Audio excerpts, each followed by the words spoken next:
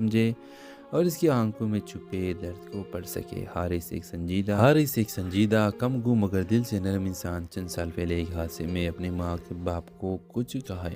تو اسی یونیورسٹی میں وزٹنگ پروفیسر بن کر آتا ہے۔ وہ نظموں میں ڈوبا رہتا ہے اور اس کسی کے جذبات بانٹنا پسند نہیں کرتا۔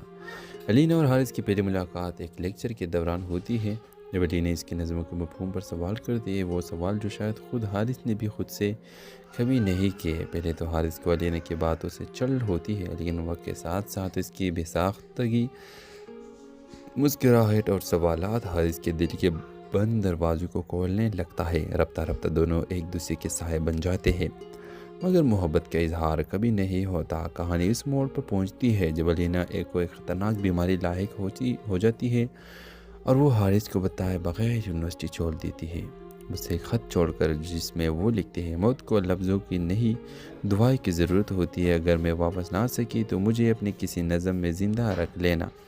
حارث بے چینی سے ہر روز اسے تلاش کرتا ہے، وہ شہر، ہسپتال، ہر جگہ جاتا ہے، لیکن علینا کہیں نہیں ملتی۔ 2 سال بعد یونیورسٹی میں ایک نئی نمائش ہوتی ہے جس کے عنوان ہے یادوں کا موسم۔ وہاں ایک پینٹنگ ہوتی ہے، بارش میں بھیگتی ایک لڑکی، اور نیچے لکھا ہوتا ہے وہ جو آنکھوں سے بولتی تھی۔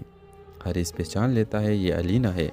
پہچان نہ کر نمائش کے کونے میں وہی مسکراہٹ، وہی نگاہیں، علینا واپس آ جاتی ہے، صحت مند مگر خاموش۔ اس بار حارث خود چل کر جاتا ہے اور کہتا ہے، اب کی بار صرف نظم نہیں پوری زندگی لکھوں گا تمہیں لے کر۔ اس ڈرامہ سیریل کے حوالے سے آپ بھی اپنی رائے کی اظہار لازمی کمنٹ کریں، ساتھ میں ہمارا یوٹیوب کا چینل سبسکرائب کرنا مت بھولیے۔ تھینکس فار واچنگ، اللہ حافظ۔